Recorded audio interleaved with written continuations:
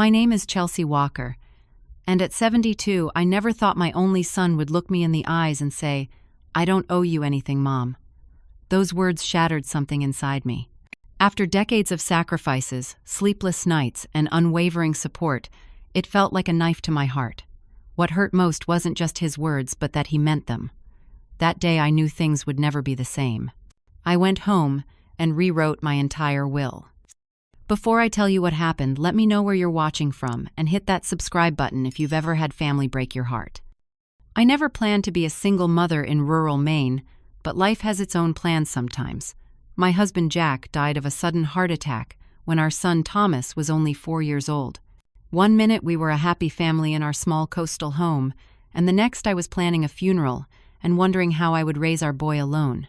The life insurance barely covered the funeral expenses and 3 months of mortgage payments. I had to figure things out quickly. Maine winters are brutal, and the coastal winds make them even harder. Our little house needed constant maintenance that I couldn't always afford.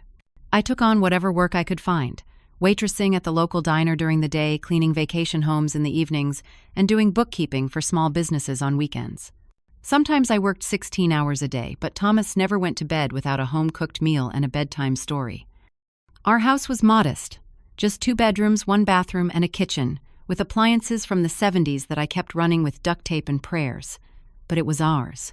I had dreams once of going to college, maybe becoming a teacher, but those dreams were packed away the day Jack died. Thomas became my priority, my everything. I still remember his first day of kindergarten. He had Jack's bright blue eyes and stubborn chin. He was smart but sometimes difficult, the kind of child who questioned everything and needed to understand the why of every rule.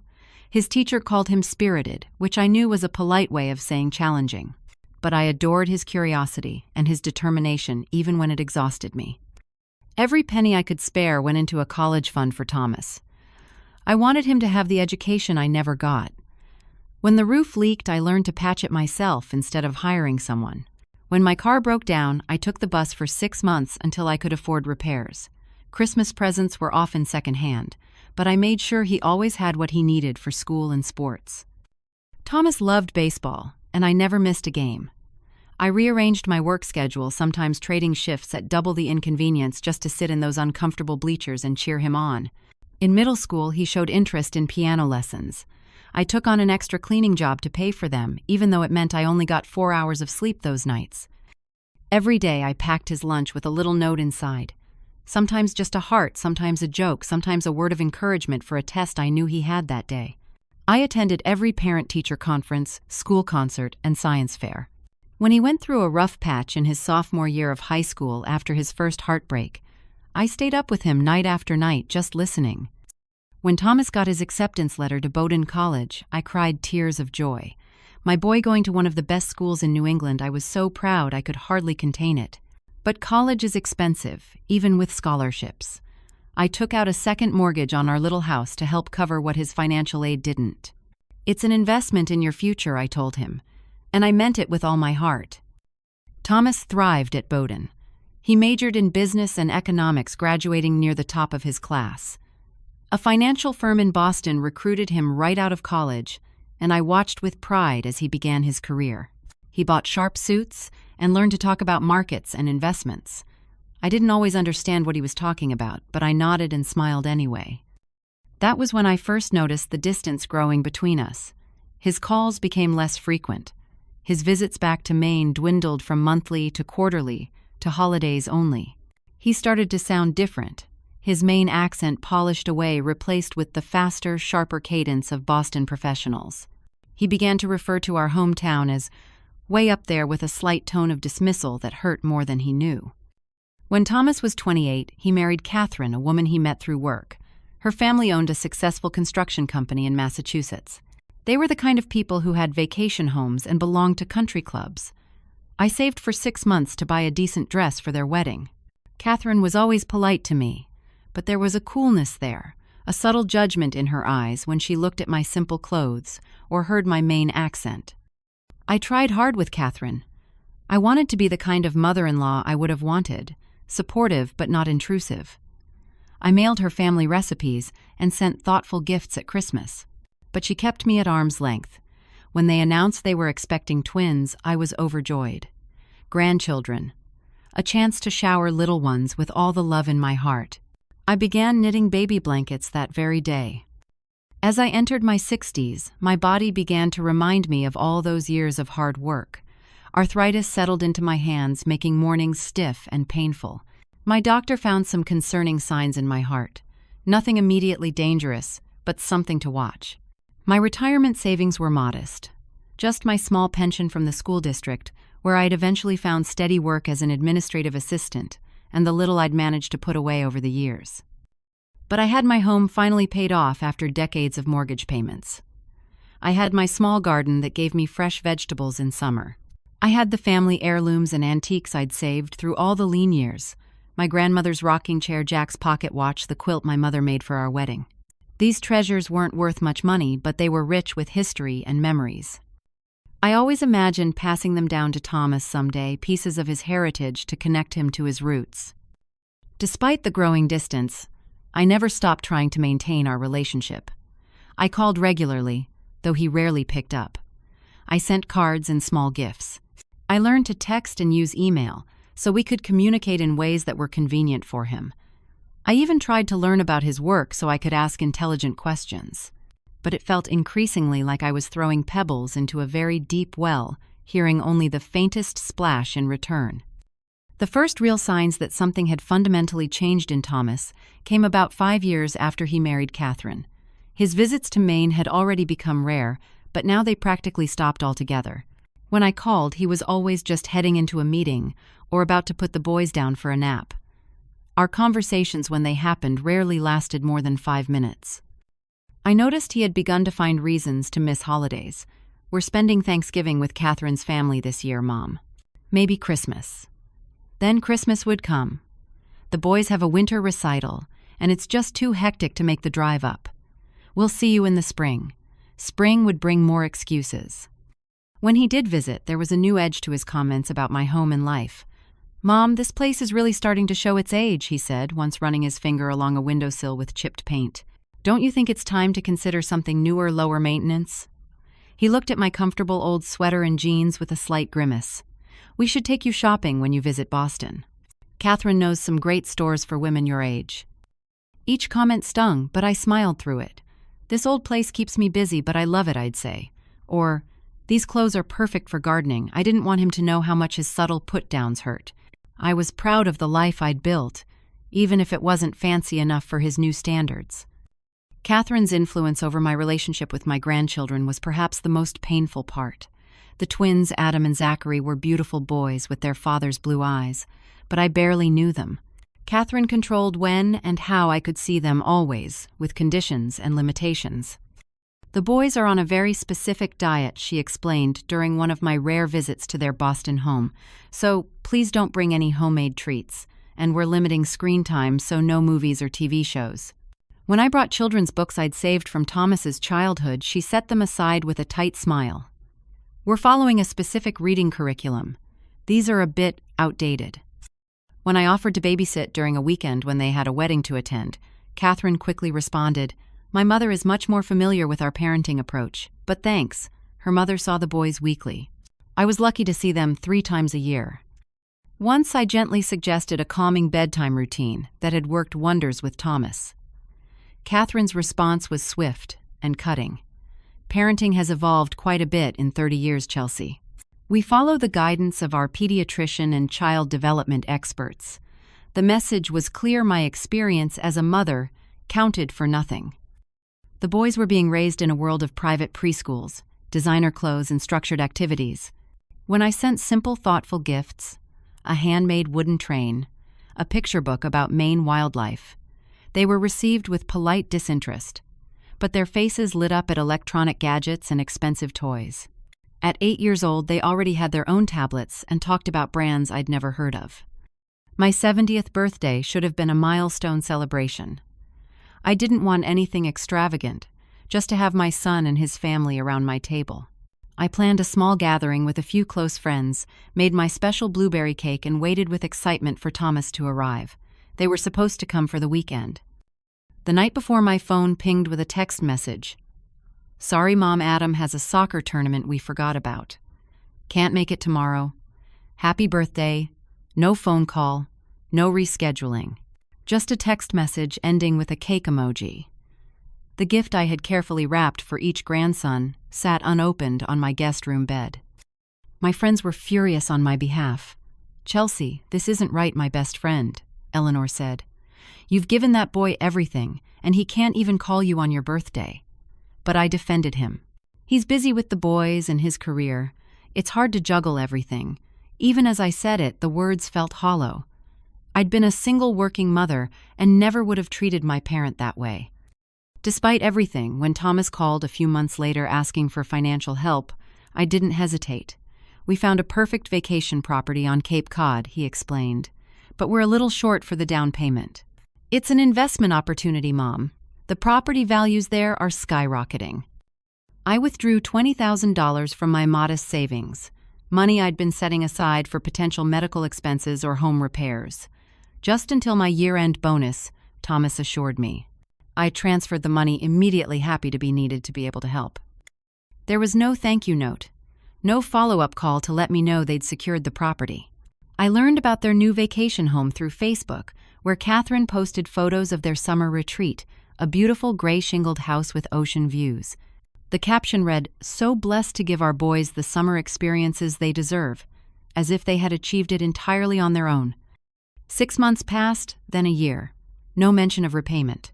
When I gently brought it up during a rare phone call, Thomas sounded irritated.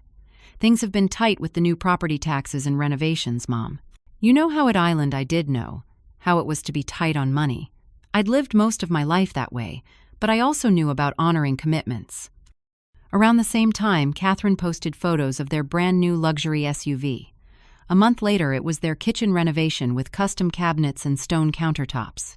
Meanwhile, I was putting off replacing my 20-year-old refrigerator that made alarming noises in the night. Slowly, painfully, I began to realize that Thomas saw me as a resource, not as his mother who deserved respect and consideration.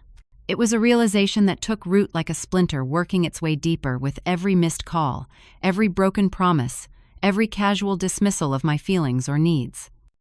Winter in Maine is treacherous for the elderly. The ice forms in patches you can't always see, especially at dusk. I was bringing in firewood when I slipped on the back steps. The fall wasn't dramatic, no broken bones, but I tore ligaments in my knee that required minor surgery and several weeks of recovery. My doctor was concerned about me managing alone. "Do you have family who can stay with you for a while?" he asked. I hesitated before calling Thomas. It wasn't that I wanted to burden him, but I genuinely needed help, just for a week or two until I could move around safely on my own. "Mom, you know how crazy work is right now." Thomas sighed when I explained the situation. "And the boys have so many activities. We can't just pick up and come to Maine." After a pause, he added, "I'll hire someone to help you out, a home health aide or something." The woman he hired, Janet, was efficient but impersonal. She came for 2 hours each day, helped with basic chores, and left. The rest of the time, I was alone, hobbling around my house with a walker. Thomas called once briefly to check if the arrangement was working. The call lasted less than 3 minutes. It was my neighbor Martha who truly came through for me. She brought homemade meals, picked up my prescriptions, and sat with me in the evenings so I wouldn't be alone with my pain. "Your son should be here," she said bluntly one evening. I had no defense to offer anymore. While I was recovering, Thomas was promoted to vice president at his firm. I learned about it not from him, but from a mutual friend who'd seen the announcement on LinkedIn. I called to congratulate him, but the call went to voicemail. He texted back hours later. "Thanks, Mom. Crazy busy with the transition. We'll call soon." He didn't call. Instead, Catherine posted photos of their celebration dinner at an exclusive restaurant, the kind where they don't even put prices on the menu. A month later came pictures of their new house in Brookline, an exclusive suburb of Boston. It was practically a mansion with a manicured lawn and columns flanking the front door. "New chapter for the family," read the caption. I sent a housewarming gift, a painting by a local Maine artist of the harbor near our home. It was the most expensive gift I'd bought in years. I never heard whether they received it or not. It was never mentioned, never appeared in any of the many photos of their home interior that Catherine posted. I learned about the twins' school achievements, sports victories, and birthday parties through social media. 8-year-old boys learning golf. Piano recitals I wasn't invited to. Halloween costumes and Christmas mornings. My grandchildren were growing up in pictures, not in my arms. When I commented with loving messages, there would be a polite "Thanks, Chelsea" from Catherine, but never an invitation to be part of these moments. As Christmas approached that year, I made an uncharacteristically bold move. I'd like to host Christmas at my home this year, I told Thomas during one of our brief calls. I'm fully recovered now, and I miss my grandchildren. There was a long silence before he agreed with obvious reluctance. When they arrived, the tension was immediate. Catherine looked around my home with barely concealed distaste. "It's very rustic," she said, which wasn't a compliment. The twins didn't even run to hug me. They stood awkwardly in my living room, already pulling out electronic devices. "We brought their tablets to keep them occupied," Thomas explained, as if spending time with their grandmother couldn't possibly be entertaining. I had spent days preparing. A tree decorated with ornaments Thomas had made as a child. His favorite Christmas cookies. Gifts chosen with thought and care. But Catherine complained about the guest room being too cold. Thomas sighed heavily when he realized my internet connection wasn't fast enough for him to check work emails easily. The boys barely looked up from their screens during meals. "We've always opened one gift on Christmas Eve," I said, that night continuing a tradition from Thomas's childhood. "That's not how we do it," Catherine replied quickly. "The boys are used to their Christmas routine." Later, I overheard Thomas in the kitchen talking in low tones to Catherine. "This will be the last obligation visit. Next year we'll go to Aspen like you wanted." Obligation. The word pierced my heart. Being with me in the home where I'd raised him was nothing but an obligation to be endured. I confronted him after Catherine took the boys upstairs. "I heard what you said. Am I just an obligation to you now, Thomas?" His face flushed with anger, not embarrassment. "Mom, you don't understand how complicated our lives are, coming all the way up here disrupting the boys' vacation time. I raised you in this house," I said, my voice breaking. "I worked 3 jobs to put you through college. I took out a second mortgage so you could have opportunities." His expression hardened. "I didn't ask you to do any of that. That was your choice." It was the first time he'd used that argument, that he didn't ask to be born, didn't ask for my sacrifices. It left me speechless. After they left the following day, earlier than planned, I sat alone in my living room, surrounded by torn wrapping paper and the remains of a holiday that had brought no joy. By spring, my health concerns had multiplied. The heart issues my doctor had noticed years earlier were becoming more problematic. I developed arrhythmia that left me dizzy and short of breath. After a particularly frightening episode that sent me to the emergency room, my doctor spoke plainly. "Chelsea, I don't think you should be living alone anymore. If you had another episode while cooking or on the stairs, the consequences could be serious. Is there family you could stay with, or perhaps consider an assisted living community?" The thought of leaving my home crushed me, but I knew he was right. I couldn't safely live alone anymore. The maintenance was becoming too much for me anyway. The lawn, the snow removal, the constant small repairs. With a heavy heart, I decided to sell the house where I'd raised my son, where every corner held memories. I called Thomas with what felt like a reasonable proposal. "I'm going to sell the house," I explained. "I thought maybe I could look for a small apartment near you and the boys. Nothing fancy, just something where I could be close enough to see you all more often." There was a long pause on the line. "Mom, I don't think that's a good idea," he finally said. "Boston real estate is extremely expensive. And our neighborhood, well, it's not really set up for someone on a fixed income. Have you considered those retirement communities? I've heard some of them are quite nice." The message couldn't have been clearer if he'd posted a "not welcome" sign on his door. He didn't want me nearby. He didn't want me as part of his daily life. He wanted me neatly tucked away somewhere requiring minimal attention or effort from him. I hung up and cried for hours. How had we come to this? What had I done to deserve such coldness from my only child? After 2 weeks of unanswered calls and messages, I made a decision that was completely out of character for me. I booked a flight to Boston. I didn't tell Thomas I was coming. Maybe if I could just see him face to face, really talk to him without distractions, we could find our way back to the relationship we once had. I took a taxi from the airport to his Brookline address. The house was even more impressive in person, 3 stories of elegant architecture with perfectly pruned shrubs and a circular driveway. I felt suddenly self-conscious in my simple dress and comfortable shoes as I rang the doorbell. Catherine answered her surprise quickly, turning to barely concealed annoyance. "Chelsea, we weren't expecting you." She was dressed in white linen pants and a silk blouse, looking like she'd stepped out of a magazine. "I'm sorry for not calling ahead," I said.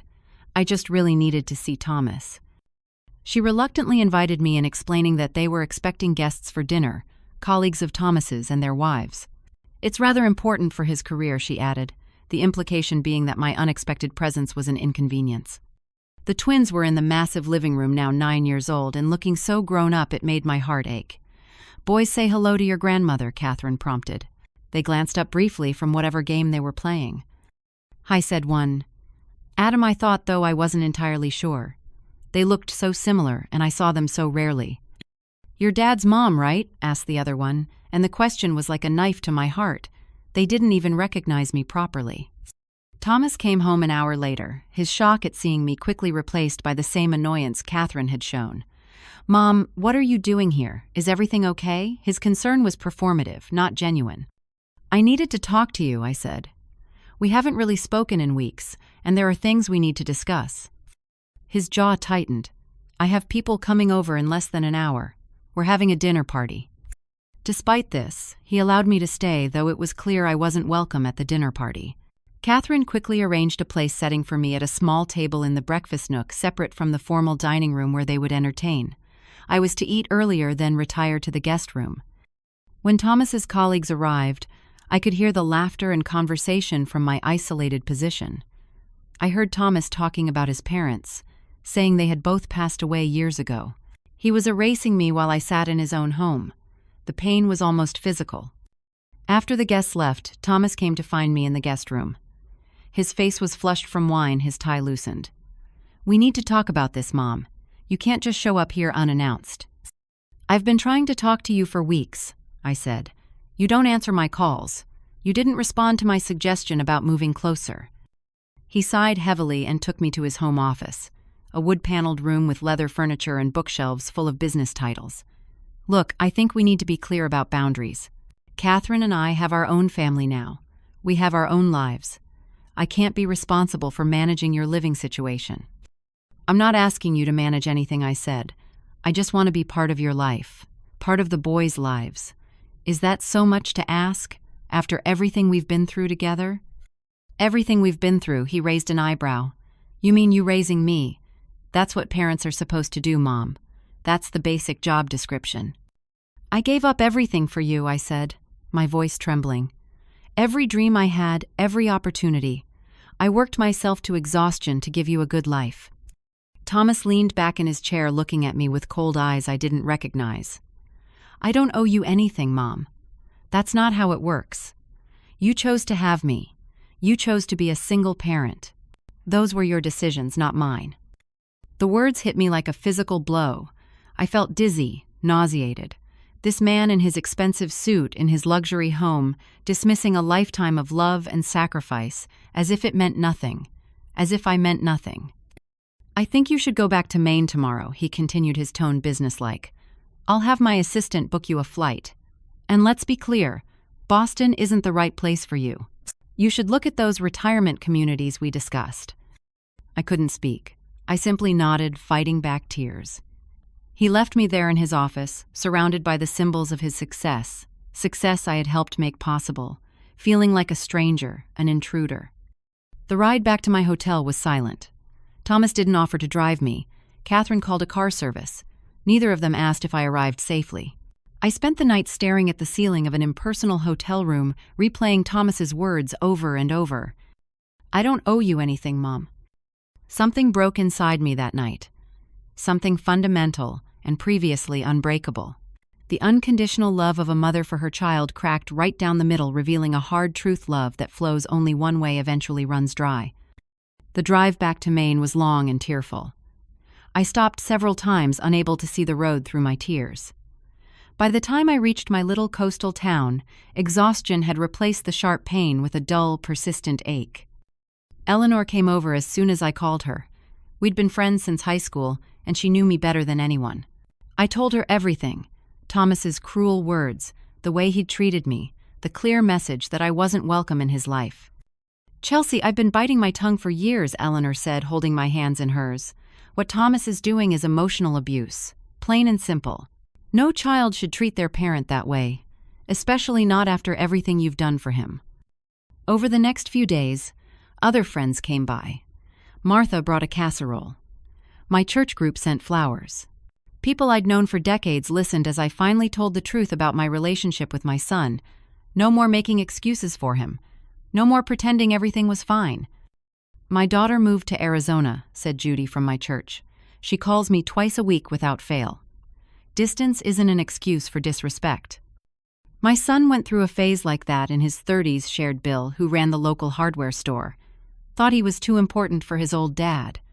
Life humbled him eventually, and he came around. But I never let him walk all over me in the meantime. I made an appointment with Pastor Jim, who had known Thomas since he was a boy. "Chelsea, forgiveness is important," he said gently.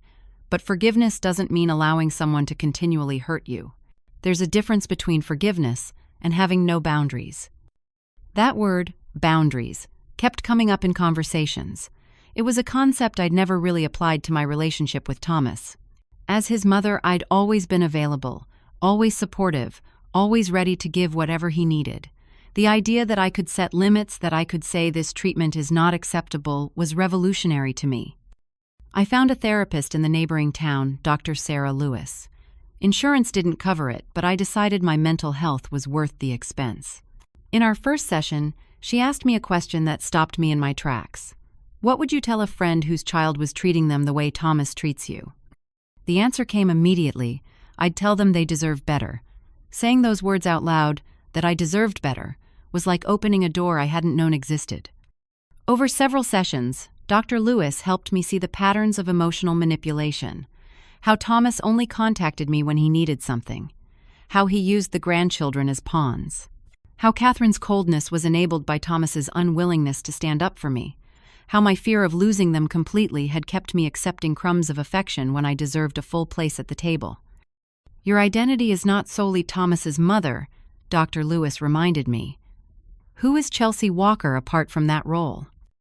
It was a startling question. Who was I? I'd been so focused on being a mother for so long that I'd forgotten all the other aspects of myself. I began to rediscover them slowly. I joined a book club at the library. I volunteered at the local animal shelter, finding joy in the unconditional affection of the cats and dogs. I reconnected with friends I'd neglected while trying to maintain my relationship with Thomas. I took a watercolor class at the community center, something I'd always wanted to try. I also joined a support group for parents estranged from adult children. The stories I heard there broke my heart but also made me feel less alone. Some relationships had been repaired with time and effort. Others remained broken. But everyone in that circle was learning to find meaning and joy despite that deep wound. "Your child's behavior reflects on them, not on you," the group facilitator often reminded us. "You can't control their choices, only your response to them." As spring turned to summer, I began the practical process of planning my future. I met with Jim Baker, the manager at my local bank who had handled my modest accounts for decades. "Let's take a full inventory of your assets," Chelsea Jim suggested. We went through everything: my savings, my pension, the value of my home, my antiques and heirlooms. To my surprise, my financial situation wasn't as dire as I'd feared. The coastal real estate market had boomed in recent years, making my little house quite valuable. Some of the antiques I'd carefully preserved were worth more than I realized. "You have options," Jim assured me. "You don't have to rush into anything." We discussed various retirement communities in Maine. Some were lovely, with independent living options that would give me both security and autonomy. But they were expensive, and the thought of leaving my community was painful. "What about a smaller place right here in town?" Jim suggested.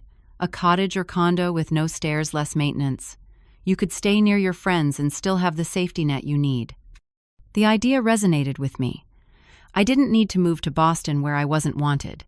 I didn't need to isolate myself in a retirement community. I could create a new chapter right here among people who genuinely cared about me. As I began to reclaim my sense of self-worth, another realization took shape. I had the power to determine what happened to my assets after I was gone. Thomas had assumed he would inherit everything: my house, my savings, the family heirlooms.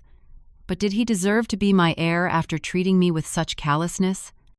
I made an appointment with Susan Blake, an attorney in town who specialized in elder law and estate planning. She was a straightforward woman in her 50s, with a kind but no-nonsense demeanor. "Tell me what you want, Chelsea," she said after I explained my situation. "Not what you think you should want or what others expect. What do you want to happen with your estate?" It was a profound question. What did I want? I'd never really asked myself that before. I thought about it for several days, journaling my thoughts, praying for guidance, discussing options with close friends. When I returned to Susan's office, I had clarity. "I want my legacy to reflect my values," I told her. "I want it to go to people and causes that have shown care and respect. I don't want to reward cruelty or entitlement." Over several meetings, we crafted a new will. It wasn't done in anger or spite, but with thoughtful consideration of what truly mattered to me. For the first time in decades, I was making a major decision based entirely on my own judgment, not on what would please Thomas or make his life easier. The sense of empowerment was both terrifying and exhilarating. Susan and I worked carefully on the new will, considering every aspect of my modest estate. "I want to be fair," I emphasized. "This isn't about punishment. It's about directing my resources where they'll be valued and used with the same care I've shown throughout my life." We created a small educational trust for Adam and Zachary. "They're innocent in all this," I told Susan, "and education was always important to me." The trust came with conditions. The money could only be used for college or vocational training, and only if they completed high school with decent grades. It wasn't a fortune, but it was meaningful. I decided to donate a significant portion to the community college where I'd taken a few courses over the years. For scholarships, I specified. For adult students returning to education, single parents especially, people like me who had put their dreams on hold for their children. My friend Eleanor would receive my family heirlooms: the rocking chair, the quilt Jack's pocket watch. She appreciates their history, I explained. She'll preserve them and pass them along with their stories. Unlike Thomas, who saw them as outdated junk cluttering up my rustic home, I left a bequest to my church that had supported me through so many challenges. Pastor Jim had promised the money would go toward their outreach programs for elderly community members living alone, people like me who needed practical help and human connection. The local animal shelter where I volunteered would receive enough to build a new cat room, which they desperately needed. "The animals never judge you," I said with a smile. "They just give love." Thomas would still receive something: my wedding rings and some family photos. Not out of obligation, but as a connection to his heritage that I hoped he might someday value. The house and the bulk of my financial assets, however, would be distributed according to my new plan. "Are you sure about this?" Chelsea Susan asked when we finalized the documents. Disinheriting a child, even partially, often leads to will contests. "I'm sure," I said firmly, "and I want you to send him a letter explaining my decision. Not after I'm gone, but now. He should understand this is a consequence of his choices, not a surprise attack." Susan drafted a clear, factual letter explaining the changes to my will and the reasoning behind them. It wasn't emotional or accusatory, just a straightforward explanation that my estate planning reflected my values and the relationships that had proven meaningful and supportive in my life. The response came within hours of Thomas receiving the certified letter, an angry phone call that I had been expecting. "What the hell is this, Mom?" he demanded, his voice tight with fury. "You're giving away my inheritance to a bunch of strangers and charities." "They're not strangers to me, Thomas," I replied, surprised by my own calmness. "They're people and organizations that have shown me care and respect." "This is vindictive and manipulative," he snapped. "You're just trying to punish me because I wouldn't let you move in with us." "No, Thomas. I'm making choices about my own assets based on how I've been treated. Actions have consequences. You made it very clear that you don't feel you owe me anything. Well, that works both ways." "I'll contest it," he threatened. "No judge will uphold a will that disinherits a child in favor of a cat shelter." "You're welcome to try," I said. "Susan has documented my mental competence thoroughly, and I think a judge might be very interested in hearing recordings of some of our recent conversations." I hadn't actually recorded anything, but the bluff was effective. Thomas fell silent. "This isn't final," I added, softening my tone slightly. "Relationships can change. My will can be amended. But for now, this reflects the reality of our relationship as it stands today." He hung up without saying goodbye. I sat in my kitchen shaking, but also feeling strangely peaceful. For perhaps the first time in our adult relationship, I had stood my ground. I had declared my own worth. Word of my decision spread quickly through my support network. To my surprise, I received an unexpected call from James and Margaret Spencer, Catherine's parents. We had met at the wedding and a few family events, but had never been close. "Chelsea, we heard about what happened," Margaret said hesitantly. "We wanted you to know. Well, we understand. Catherine has been keeping us at a distance too. We barely see the boys anymore." It was a stunning revelation. I had assumed Catherine's parents were fully involved grandparents while I was the only one being pushed aside. Learning that they too had been marginalized created an unexpected bond. We began talking regularly, sharing our experiences and supporting each other. As news of my illness and situation spread through our small town, I was overwhelmed by the response. People I'd known for decades but never considered close friends stepped up to help. Bill from the hardware store sent his teenage son to mow my lawn weekly. The women from my church organized a rotation for driving me to medical appointments. Neighbors checked in regularly, bringing food or just stopping by for coffee. "You don't have to do this," I told Martha when she installed grab bars in my bathroom at her own expense. "Family isn't just blood, Chelsea," she replied. "It's who shows up. You've been showing up for people in this town for decades. Now it's our turn." For the first time, I stopped making excuses for Thomas's behavior. When people asked about him, I answered honestly. "We're estranged right now. It's painful, but I'm focusing on the relationships that bring mutual respect and joy." The freedom that came with that honesty was healing. About 3 weeks after receiving the letter about the will, Thomas showed up at my door unannounced. It was a Sunday afternoon, and I was planting fall bulbs in my front garden despite my arthritis flare-up. Gardening had become a form of therapy for me. "Mom," he said, standing stiffly on my porch. He looked both angry and uncomfortable. I invited him in, my heart racing but my resolve firm.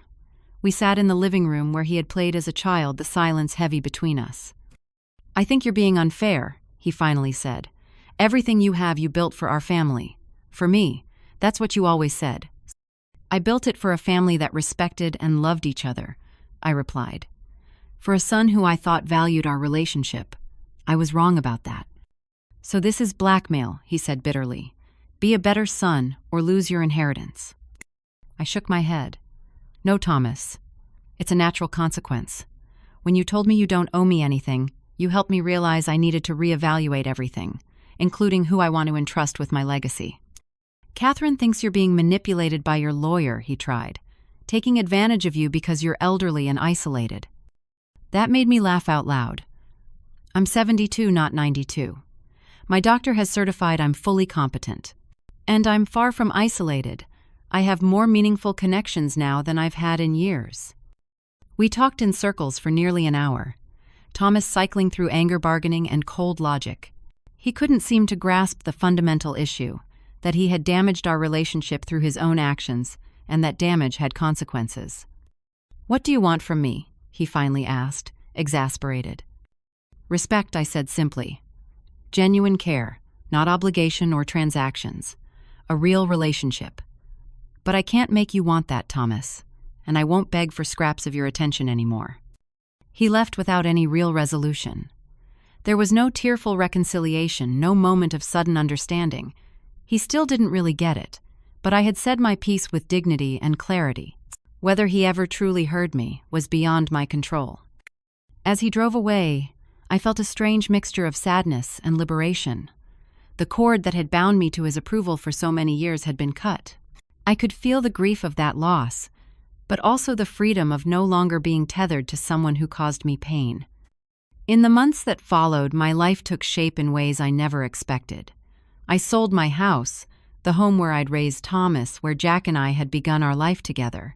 It was emotional, but also liberating. I found a lovely one-story cottage just a few streets away, with a small but sunny garden and no stairs to navigate. The money from the sale, combined with my savings, secured my financial future. I set up automatic payments for utilities and other expenses, created an emergency fund for medical needs, and even had enough left over for a few small luxuries: a more comfortable mattress, a chair that helped ease my arthritis pain, occasional dinner out with friends. I established a routine that brought me joy and purpose.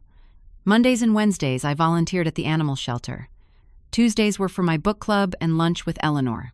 Thursdays I helped with the food distribution program at my church. Weekends often involved community events or quiet time in my garden. My life was full in ways it hadn't been in years. The most surprising development came about 6 months after my confrontation with Thomas. I received an email from Adam, my older grandson, by 7 minutes. He was now 10 years old and apparently had his own email account for school. "Hi, Grandma," it read simply. "Mom and Dad don't know. I'm writing to you. I miss you. Do you miss me?" I responded carefully, not wanting to put him in the middle of adult conflicts, but also not wanting to reject his outreach. We began a secret correspondence, nothing inappropriate, just sharing details about our lives. I told him about the shelter cats. He told me about his science project and how he was learning to play baseball. Eventually, those emails led to clandestine visits when Thomas and Catherine thought Adam was at friends' houses. We would meet at the public library or a small cafe in a neighboring town. I knew it wasn't an ideal situation, but the joy of reconnecting with my grandson outweighed my concerns about the secrecy. During those visits, I never spoke negatively about his parents. Instead, I focused on sharing family history and values. I showed him photos of his grandfather Jack. I told him stories about the Maine coast and our family's connection to it. I taught him simple life skills like how to sew on a button or make blueberry pancakes from scratch. "You're different than I remembered," Adam told me during one visit. "Dad always makes it sound like you're so needy and difficult, but you're not like that at all." It broke my heart to hear how I'd been portrayed to my own grandchildren, but I kept my response measured. People see things differently sometimes. "Your dad and I have had some disagreements, but I will always love him, and I will always love you." As Adam reached his teenage years, his brother Zachary eventually followed his lead, curious about the grandmother he barely knew. Our visits became slightly more open, though still not fully acknowledged by Thomas and Catherine. The boys would sometimes come to Maine during school breaks, ostensibly to attend science or sports camps, but spending time with me as well. My relationship with Thomas remained complicated and distant, but a kind of truce emerged. After his initial anger about the will, he seemed to retreat into a cold formality. We spoke occasionally on holidays or birthdays. He never apologized for his hurtful words or actions, but the open hostility faded. "We're going to be in Portland next weekend, for a business thing," he might text. "The boys were wondering if they could spend Saturday with you." It wasn't the warm, loving family relationship I had once dreamed of, but it was something. A door left slightly ajar rather than slammed shut. I accepted it for what it was without expectation or demand for more. Catherine and I maintained a polite distance. I heard through her parents, with whom I'd developed a genuine friendship, that she and Thomas were having marital problems. I took no joy in this news, only sadness for the boys who might have to navigate their parents' conflicts. As for my will, I made one small amendment. After getting to know Adam and Zachary as individuals, I established separate trusts for them with slightly different terms. Adam, who showed interest in community service and social justice, would receive his portion with encouragement to use some for volunteer work or nonprofit initiatives. Zachary, who had an entrepreneurial spirit, would receive guidance toward ethical business practices and charitable giving. I wanted my legacy to nurture their better angels. The greatest lesson I learned through all of this was that love doesn't mean accepting mistreatment. For decades, I had confused unconditional love with unconditional acceptance of hurtful behavior. I had allowed my identity and worth to be defined by my role as Thomas's mother, rather than as a complete person deserving of respect. I learned that it's never too late to set boundaries, never too late to say this treatment is not acceptable. The freedom that came with prioritizing my own well-being was transformative. My health improved as the constant stress of trying to earn Thomas's approval faded. My friendships deepened as I invested the emotional energy that had previously been consumed by my difficult relationship with my son. Most importantly, I realized that my worth wasn't tied to Thomas's validation. His rejection, painful as it was, didn't diminish my value as a person or negate the good I had done as a mother and community member. I had raised him with love, taught him important values, given him opportunities. What he chose to do with that foundation was his responsibility, not mine. I still love my son. I probably always will. But I've accepted that we may never have the relationship I once hoped for. And that's okay. Love remains even when relationships change. Sometimes the most loving thing you can do, for yourself and others, is to accept reality as it is not as you wish it to be. So if you're watching this and struggling with a painful family relationship, know that you're not alone. Setting boundaries isn't selfish, it's necessary for your well-being. Your worth isn't determined by someone else's ability to see it, and it's never too late to create a life filled with people who truly value you. Have you ever had to set difficult boundaries with family members? How did you balance love with self-respect? Share your experiences in the comments below. And if this story resonated with you, please like and subscribe to hear more stories of resilience and healing. Remember, family isn't always defined by blood. Sometimes it's created by love and respect. Thank you for listening, and may you find peace in whatever family challenges you face.